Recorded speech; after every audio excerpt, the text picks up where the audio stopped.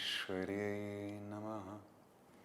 Om Amriteshwariyai Namaha.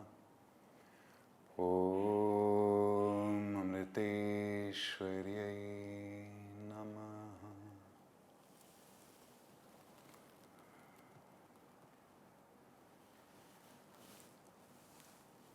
Om Namah Shivaya. Let me begin by offering my pranams at Amma's lotus feet. And I bow down to everybody here participating today. This is the moment we have all been waiting for. The moment virtually everybody on this planet has been waiting for. Each and every one of us has been waiting for this, the future. We're always waiting for the future. We're never in the present moment. The problem is that this moment, what's happening worldwide right now, is not the future we expected. It's not the future we wanted or daydreamed about. So we're finding it pretty uncomfortable, downright inconvenient, to live in this present moment. Nonetheless, it is an undeniable reality. Now, whose fault is it that the future our mind was living in the whole time did not manifest? With whom shall we lodge our bitter complaint about all the inconvenience we have to endure these days?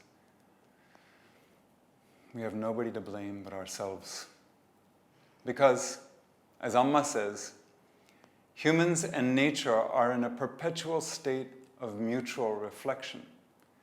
She said 26 years ago, even a small change in nature, like a single-cell organism, even a small change in nature will affect our lives on this planet. Similarly, our thoughts and actions have an effect on nature. If the balance of nature is lost, the harmony of human life will also be lost, and vice versa.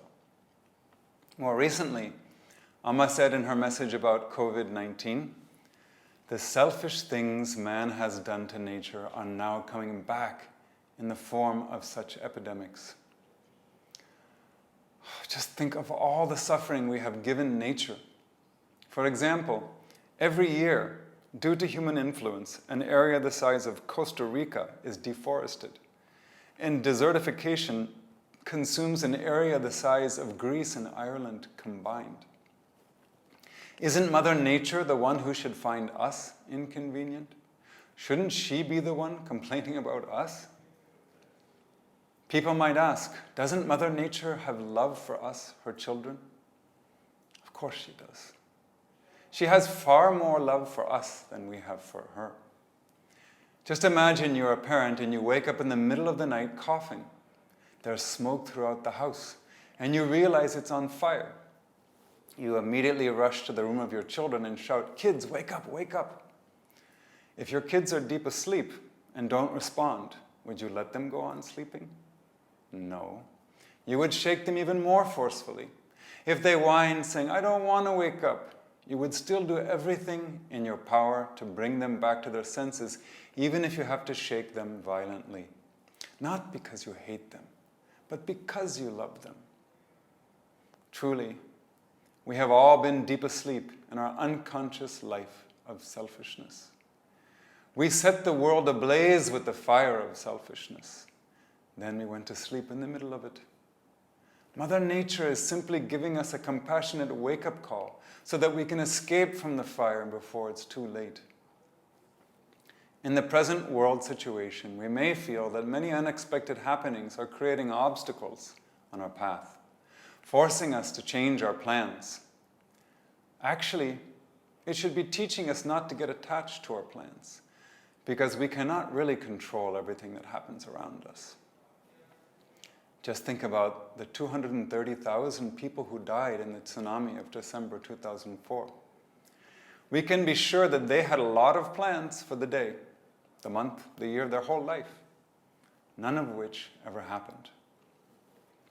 That's why Amma said in her recent message, "Now my children have understood that our life is only in the present moment.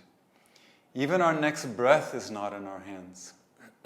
Our real lifespan is determined by how well we use the present moment, because that is where our life abides." So instead of us resenting the present crisis, maybe we can use the present moment wisely to learn from it. What is this crisis teaching us about ourselves, our world, and our collective consciousness? Well, the coronavirus has certainly taken its toll. Approaching 1.5 million confirmed cases and 85,000 deaths. These statistics are scaring a lot of people around the world. Of course, Amma says in her message, it's not a time to be afraid, it's a time to stir up the courage within us. And let us also not forget that every year more than 3.4 million people die due to water-related diseases. Also, about 9 million people die of hunger every year. Now, maybe we don't know any of these 12.4 million people personally, but coronavirus scares us even more because it affects us. Is that really fair? What we're seeing is that adversity reveals what lies hidden beneath the surface of our individuality. That is another part of the coronavirus fallout. In good times, we can project an image of ourselves that we want others to see. But in times like this, we can no longer conceal what lies within, including our selfishness. Isn't that why we see people fighting in the stores over things like toilet paper and milk? Truly, we can consider everything happening now as a teaching. It's a stress test for all of humanity, teaching us where we really need to focus and what we need to work on. If we make use of this opportunity thoroughly, accelerated spiritual growth is guaranteed. So now is the time to put theory into practice. It's the test of how much we have truly learned about spirituality. Now more than ever, we need spirituality that can be applied in daily life. As the virus forces us to focus, our weaknesses are being revealed one by one, and we can finally do something about them. What would have taken years, maybe lifetimes to achieve, can now be achieved in a short time. So let us study the teachings of coronavirus. Just like we had Lord Krishna giving the Bhagavad Gita to Arjuna, now we have COVID-19 giving the Corona Gita to all of humanity. I have 3 points I wanted to touch on in this regard. First of all, it begins with a question. Is this a good time or a bad time? I would say it depends on what you want out of life. Usually, when it is a quote-unquote good time for material pursuits, it's not a good time for spirituality. Why? Because a good time normally means that material success comes more easily. But at such times, the general trend is that we forget spirituality, we forget God, we forget our true self. The taste of success makes us want more and more, so we become even more busy, further augmenting our material pursuits, which soon consumes all our time and energy, typically at the expense of our spiritual life. I say typically. Of course, there are plenty of exceptions. I'm sure all of you don't have that problem. It's just people like me that have that problem. So there are exceptions, of course. But when things inevitably swing to the other extreme, like now, our initial reaction is, wow, what a bad time it is these days. Such statements assume that our primary goal is material prosperity. But what if we drop that assumption just for a moment? Maybe there are other goals in life. Well, if you drop that assumption for a moment, you might find yourself right here in Amrita Puri, Amma's main ashram in South India. It's like heaven here now. It couldn't be better because now is a wonderful time for spiritual pursuits. Please permit me to share something slightly personal. Some of you may know that in Vedic astrology, Indian astrology, they have these major astrological periods. They last from anywhere between 6 to 20 years. And a person with average longevity will experience 5 to 7 or so of those major time periods. So they don't come very frequently. The last time a major astrological period changed for me was in the mid-2000s. And since then, I knew that the next major shift was coming sometime in the spring of 2020. Now, Amma often says that such dashasandhis, or these time changes, can bring challenges into our life, but I rarely look at my own personal horoscope, so I just totally forgot about when that was going to take place.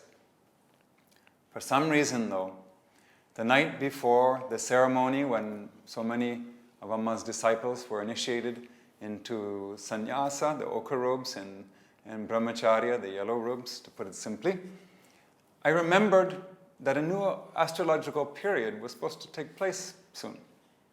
So I decided to check my chart to confirm what I recalled, which was maybe mid-April was going to start. Well, I was wrong. It had already started. When did it start? The exact day I landed in India, for the purpose of formal initiation into a life of renunciation. It was such a strong conviction, confirmation of Amma's grace and protection that I couldn't stop crying. They were not tears of sadness, but of spiritual joy. I was thinking, what better time to receive the initiation? What better place? Amrita Puri is the best place in the world for me. What greater guru than Amma? What better way to spend the rest of my life? Actually, the present astrological period is not at all good for worldly success, but it became the ideal time to reaffirm my focus on spiritual life. Actually, we can all use the present situation for that purpose, for reaffirming our focus on spiritual life. Don't worry, you don't have to renounce the world. Just have the same intention in mind. May all my actions be for the sake of the world. Yesterday, Amma answered a question about our physical and emotional needs, saying that life in the world is like taking a bath in a river. Most of us wouldn't have heard such an analogy. She says, we take a dip in the river only to purify our body. But from the very beginning, our intention is to come back out and return to our home. It was a beautiful analogy because the selfless actions we perform in the world purify our mind. But Amma's point is that our ultimate goal should be to return to our home, which is the Atman, or the true self. This kind of focusing on spirituality while we're living in the world means that we should at least try to see the spiritual significance of everything that happens to us, even the coronavirus. So what are the present bad times, supposed bad times, good for? If we look with an unbiased eye, we now find ourselves in a global environment well orchestrated for spirituality and spiritual practices. With all the lockdowns, self-quarantines, stay-at-home orders, and social distancing, now the whole world is getting a taste of ashram life, of life in a spiritual community. The things that kept our minds fragmented, diffused, restless, and agitated have mostly vanished, at least temporarily. Without the usual excuses and with lots more free time on our hands, we can finally do our spiritual practices the way we dreamed we could. However, for those whose primary interest is in materialism, yes, it may prove rather difficult. That may also be why the rate of divorce and domestic abuse is sharply rising in many countries now. We're bound to suffer if we seek the wrong thing at the wrong time. Isn't it wiser to find the spiritual opportunities that exist now and capitalize on those. In preparation for the recent ceremony, where we were initiated into a life of total renunciation, I compiled Amma's quotes on renunciation. And I feel one of them is particularly relevant here. She says, whether you're a householder or a sannyasi, a renunciate, renunciation is still the means to the end. Internally, householders should have the attitude of renunciation, she says. And it actually makes so much sense, because when you get married, you have to make some sacrifices for the sake of your partner. When you have kids, you have to make even more sacrifices. You have to renounce your own pleasures to some degree for the sake of others. So she says they have to have that attitude of renunciation even if they're married. Externally, they can be active, performing their duties. They may have desires and needs to fulfill. They may need to acquire possessions. But at the same time, they should prepare themselves to drop everything at any time, if need be. If no other time, at the time of death, we all have to drop everything. So she says a sannyasi, a renunciate who lives in the world, should also be like that.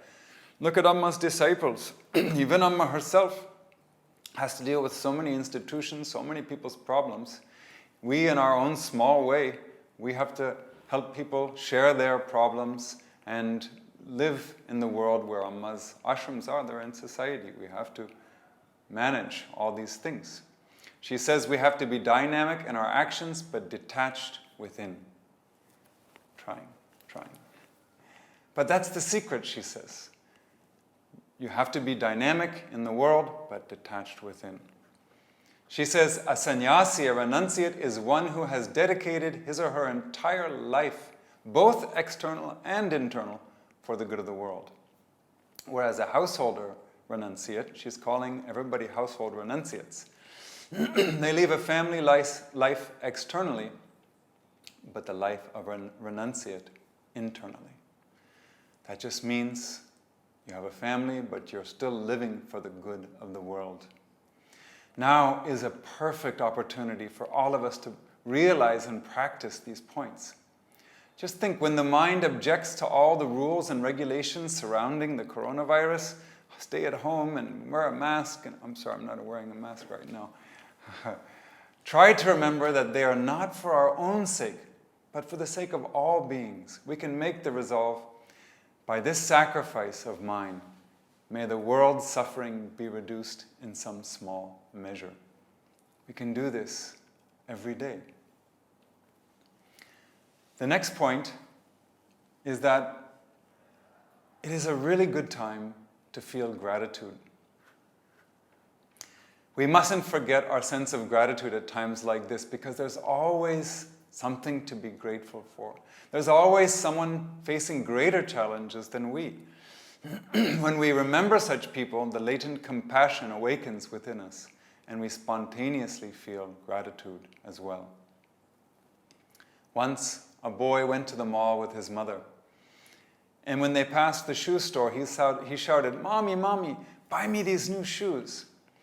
And his mother said patiently, "No, darling, you know, Mommy doesn't have enough money with her right now, and we have a lot of other shopping to do, so maybe next time we'll get them."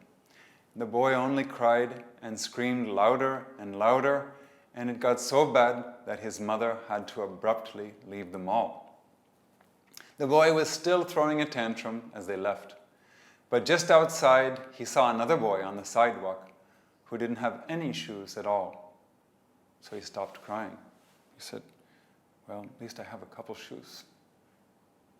So when the boy without any shoes saw that the other boy did have a very nice pair of shoes, he felt sad. Then he started crying because he didn't even have a single pair of shoes to wear.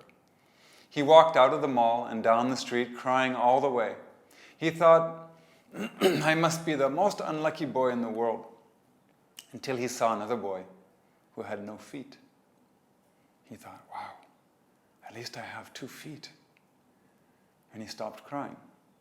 Like this, we too often feel sorry for ourselves and take things for granted and forget that we have so much to be grateful for. I'll tell you a story about something that happened here a long time ago. The first time I came to this Amritapuri ashram was January 1991. And in those days, especially for the Western visitors, it was very easy to get darshan. We could have darshan every day. And I must confess, we started to take it for granted. At least I did. We would think, what am I going to ask Amma today? Because you get darshan so easily. You could ask questions. Even though I didn't have a question, I had to think of a question to ask Amma. It was really wasteful of Amma's time. One day when I went for darshan, Amma looked at me and she said, "Son, don't worry. You don't have to come for darshan every day." I said, "I don't? You won't miss me if I don't come for darshan every day?" Oh, that's a problem for me, not for Amma. After that, I realized how precious Amma's darshan was, because I couldn't have it every day after that. Now I never get darshan, so it's even more valuable. But I started traveling with Amma after some years, and especially from 1999 until 2003, I had the huge blessing of being able to travel with Amma almost everywhere. But before the Europe tour in 2003, I went up to Amma here in Amritapuri and asked her a question, assuming a quick yes answer from her. I said, "Amma, I'll come to Europe, right?" Expecting her to say yes. And she smiled and she said, "Don't worry. Amma will adjust. Amma will manage." I mean, you mean you manage without me? You'll adjust without me? Really? How can you do such a thing? That's how I was feeling at the time. But of course, I need her. We forget. She doesn't need any of us. And of course, the Europe tour went just fine without me. Later on, she told me I could come. But for some weeks, I was really feeling the pain of not being able to go with Amma. And it was very good. I'm glad she told me that I could not have darshan every day. I'm glad she said, "I can manage without you." Because that way, I feel more gratitude for her presence. Even after coming here this time, it was the same thing in one way. All foreigners who had not been here for a certain number of days had to be quarantined. We all went into quarantine for many days. Even though we're here, just a few hundred feet away from Amma, we couldn't even see her. What a terrible fate we were feeling. But it makes you even more grateful for her presence. So like this, let us take stock of all those things we can be thankful for in the present situation. You probably have your list. But I'm thinking no traffic, no lines, probably. Very cheap gas, I hear. There's time for family and kids. Or if you don't have family and kids, you get to be alone and silent. That's also rare. You get to eat home-cooked meals. There's better air quality due to the decrease in activity. There's time to enjoy simple pleasures. Do some yoga. Read spiritual books. Take a deep breath. Chant your mantra if you have one. Ponder the meaning of life. How often do we do that? And meditate. Meditate on God, your true self, Amma, whatever you want. One other recommendation to practice this, to put it into practice, is when you get something you need, especially in this difficult time. It may be difficult to get things that you need. So when you finally get that something that you needed, let us first say thanks. We can thank God, we can thank the universe, we can thank Mother Nature. We can thank the people who made it. We can thank the person who delivered it to us. And even the people who are going to process the waste afterwards. We need the blessings of all of these people to enjoy these things from the world.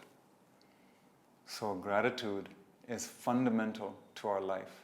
And this is one beautiful teaching we're receiving now Let's not waste that opportunity. It's also a wonderful time to practice surrender. Now, I know that word surrender is a little touchy for Westerners. You know, we have this victory concept. I'm not going to surrender, I'm going to win. It's not that meaning of surrender. It is an important word in spirituality, so we'll get to that. But just permit me to use that word and don't feel afraid as I use it, please. Amma always says that our effort is only one of the countless factors that determine the outcome of our actions, as evidenced by the present situation. So if we want our efforts to be fruitful, what we really need is divine grace. Surrender includes self-effort, okay? So surrender doesn't mean you just sit there and do nothing.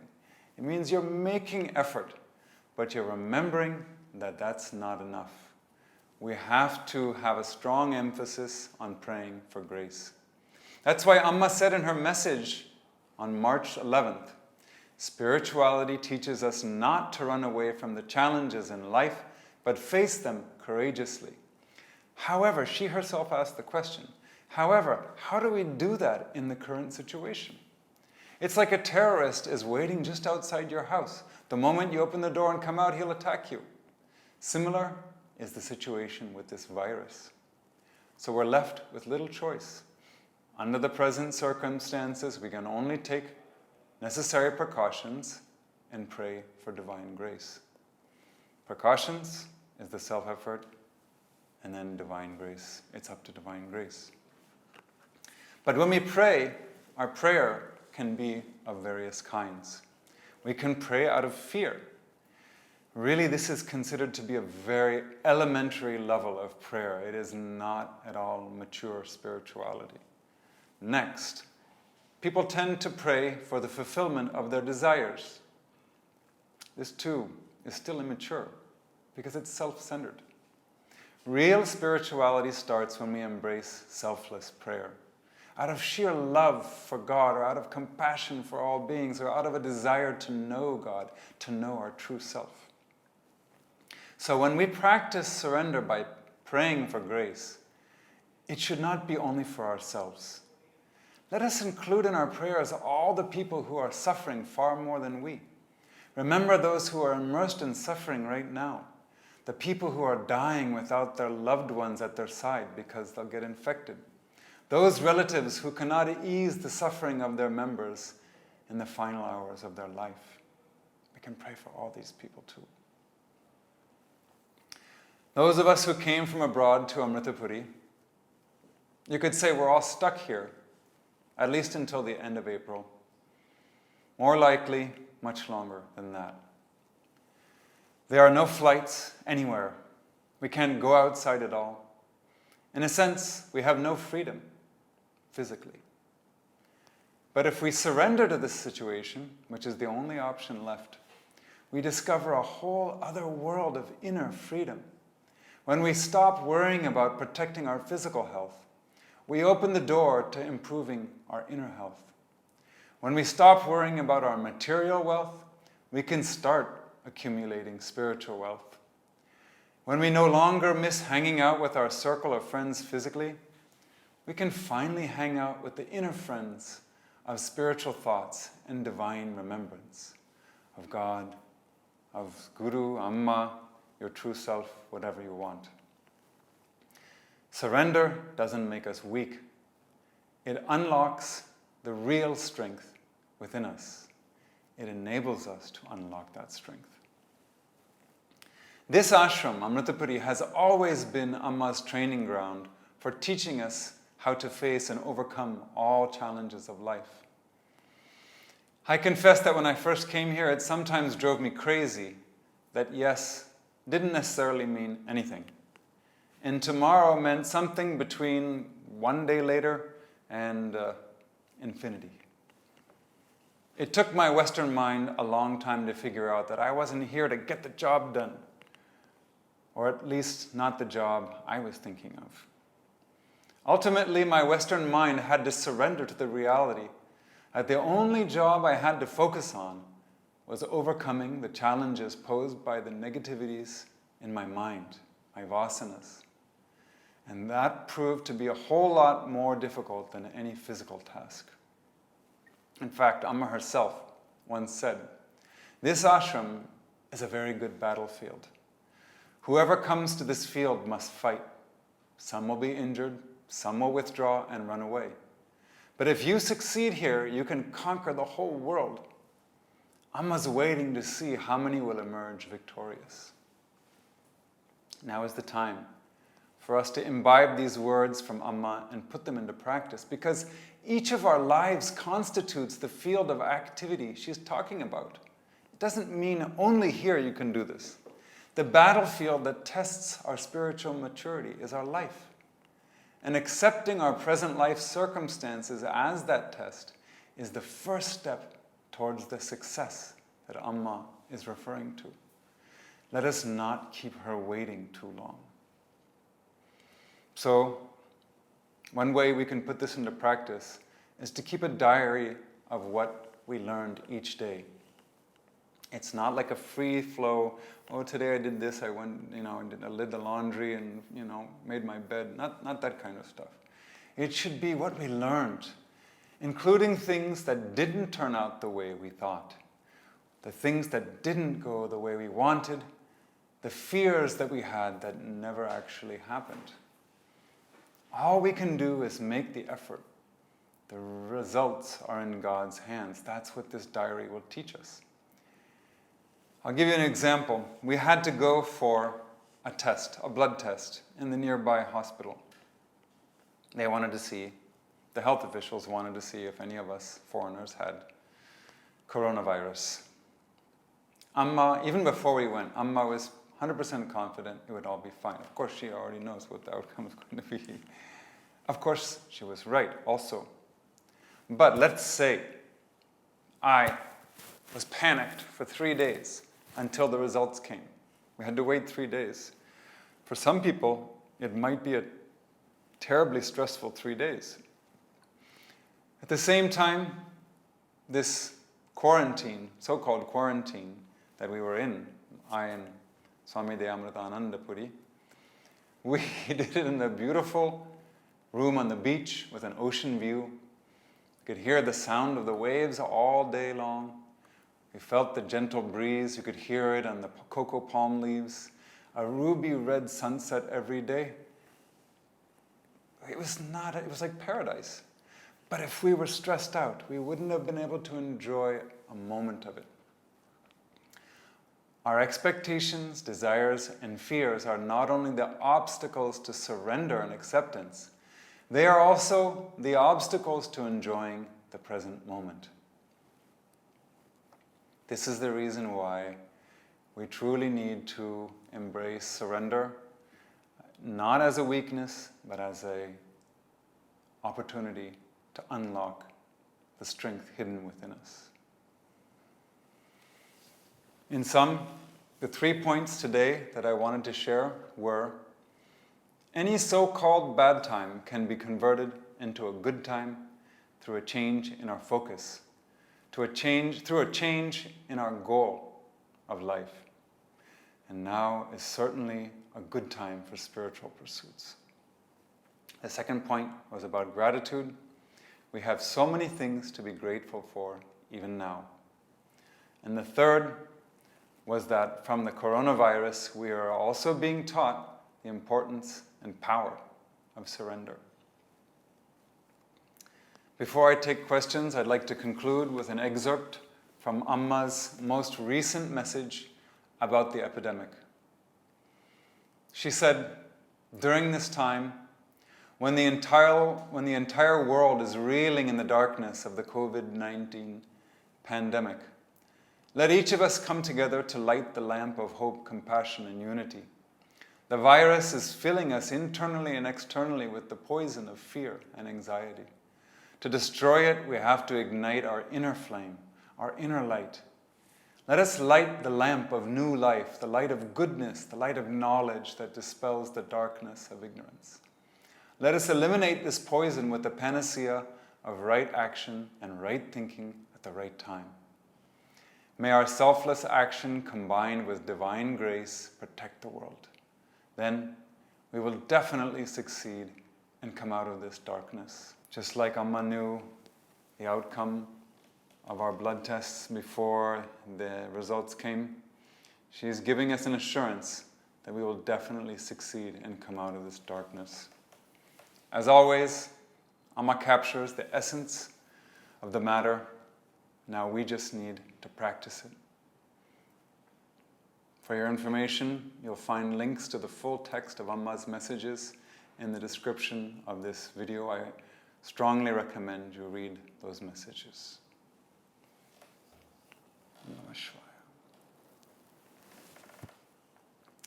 I'll just check to see if there are any questions that have come and try to answer them. Okay.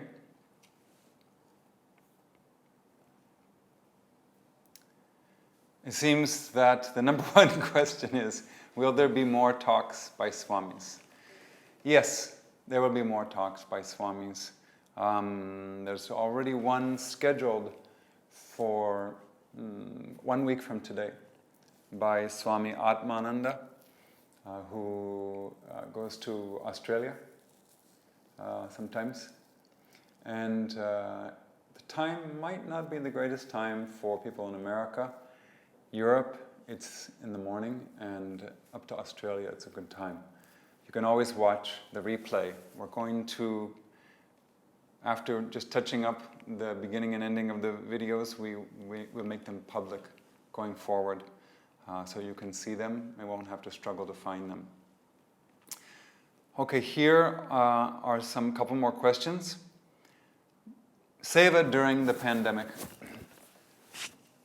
What kind of seva does Amma recommend? Is it okay to cook and serve in homeless kitchens?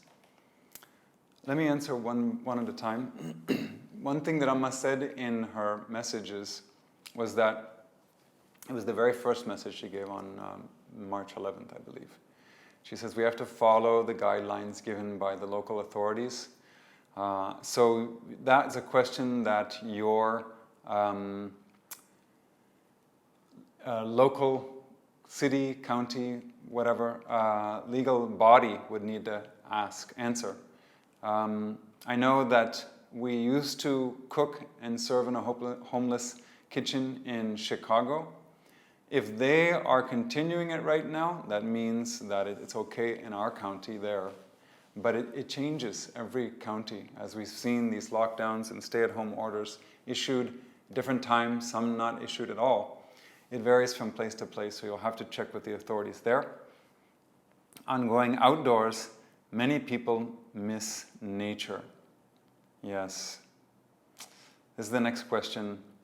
Can we go outside to exercise if there are no other people? Again, whatever the authorities recommend, Amma is very explicit that we have to follow the government-imposed rules and regulations. So I would never, anything that I'm saying, if it violates those, you give preference to the official guidelines. For example, in Chicago Ashram, we have a lot of residents. One person asked that same question. We said, yeah, you can go walk around. If there's nobody in the vicinity, maybe you don't even need to wear a mask. But we know that the micro droplets can float up to like 26 feet away. So if somebody comes in your vicinity, it's probably better to wear a mask.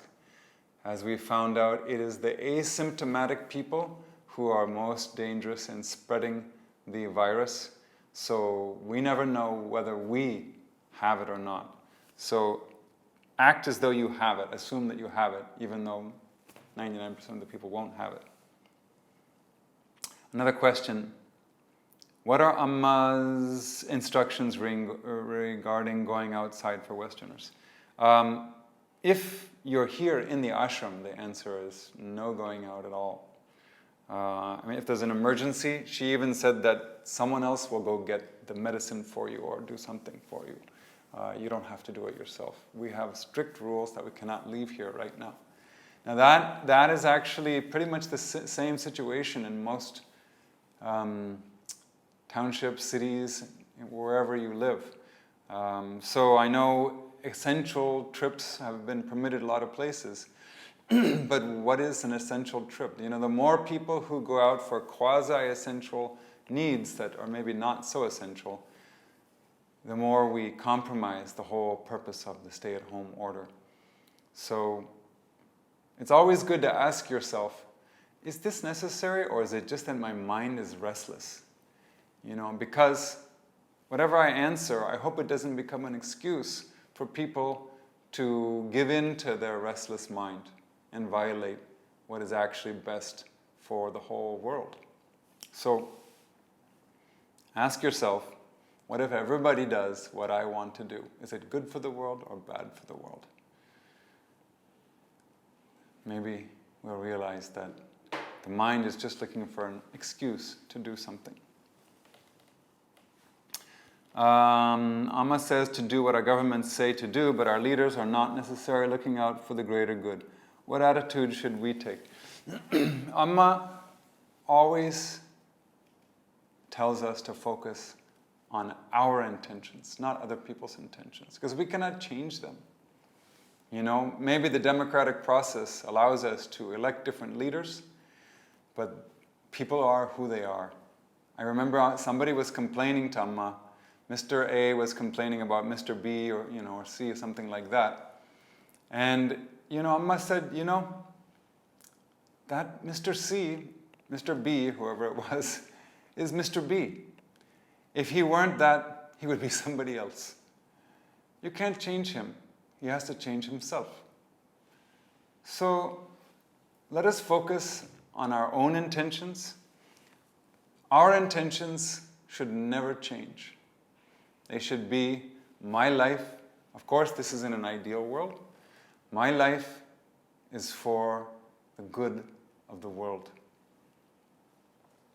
And my happiness, my evolution as a human being comes from that, from dedicating my life to the good of the world. That doesn't have seasons, it doesn't have a time of day, it doesn't have, ebbs and flows. It's not like the tide of the ocean. It's constant. What does it matter what the political leaders think, or what does it matter their intentions are? You be clear about what your intentions are, that's all. That's enough. Along the same lines, can we teach the Ma Om meditation to our friends, family, and clients? Oh, I'm sorry, I skipped one. The white flower meditation begins by saying it's not for group practice. At the same time, we're encouraged to meditate in groups. Can we practice the white flower meditation in groups? Okay, very good question. The white flower meditation is actually intended for, it was originally intended for Amma to lead, and of course there was a tremendous demand for it, so Amma made it available, and the intention was that it's for our personal practice, so that's why initially it was said don't use it in groups. We also want people to focus on Amma, on her voice. It's such a powerful vibration. But later on, Amma approved to have that recording be used in Satsang groups, the regular groups throughout the world. So we do that. In most of the Satsang groups, and I think in all of the ashrams, we play that at different times. In Chicago ashram, we do it every day. So, it is done in groups. You can participate in your local satsang group. If you want to gather in a group in your own place, you can reach out to your national coordinator wherever you live and talk with them about how to set up a little mini satsang in your area. That's how all satsangs get started. They get permission and then they conduct it following certain guidelines. And that way we have so many dozens of satsangs all over America, hundreds of them around the world, possibly thousands. So yes, it can be done as a group. Just go through the proper process and set it up that way, or in the meantime, you can go to a local satsang group and participate in that. The last question is, can we teach the Ma Om meditation to our friends and family and clients. I've never heard of that being permitted to teach in that way. I know there is a CD available in America. It's called Amrita Yoga, not to be confused with the Hatha Yoga system that we have here called Amrita Yoga. It's much older than the Hatha Yoga that has been spread around the world through Amma centers and ashrams. It's been around for decades. People, maybe you don't know about it. It's there in the Amma shop in California. It's a long CD, I think it's 30-something minutes, but it has the Ma Om in it. My recommendation would be that you just give them that CD as a gift or something. Because the whole process of getting permission and doing it, making sure you're doing it properly and everything, it's a little complicated. So the most expedient way is to give it to them, and then they just have to listen to it. And it's Big Swami's voice, which is so meditative to begin with. So I think they will benefit from that quite a lot. In the meantime, when you meet Amma next, you can always ask her that question if you wish. I know the comments and questions on the video screen just go shooting up so fast. I'm sure there's a lot more questions, but I think we've run out of time for today. And there will be future opportunities, more opportunities. There may also be one this weekend. Be on the lookout for an announcement soon about another live satsang, either Saturday or Sunday, India time. And you can also subscribe to this channel that we've set up explicitly for this purpose. And I think you get notifications if we schedule a new live virtual satsang. So keep on the lookout for that. At the very least, there will be one more talk on Wednesday. So let us close this session by chanting the peace prayer Loka Samasta Sukhino Bhavantu 9 times, praying for the peace and happiness of all beings. At this time, let us remember the victims, their families, and the dedicated health workers all over the world who are caring for those affected by the virus. As you chant the peace prayer, visualize white flowers of peace falling from all over the sky onto the entire earth and on top of your head as well. Take a deep breath. Om Lokaha Samastaha Sukhino Bhavantu. Lokaha Samastaha Sukhino Bhavantu. Lokaha Samastaha Sukhino Bhavantu. Lokaha Samastaha Sukhino Bhavantu. Lokaha Samastaha Sukhino Bhavantu. Lokaha Samastaha Sukhino Bhavantu. Lokaha Samastaha Sukhino Bhavantu. Lokaha Samastaha Sukhino Bhavantu. Lokaha Samastaha Sukhino Bhavantu. Om Shanti Shanti Shanti. Om Shri Gurubhyo Namaha. Harihi Om.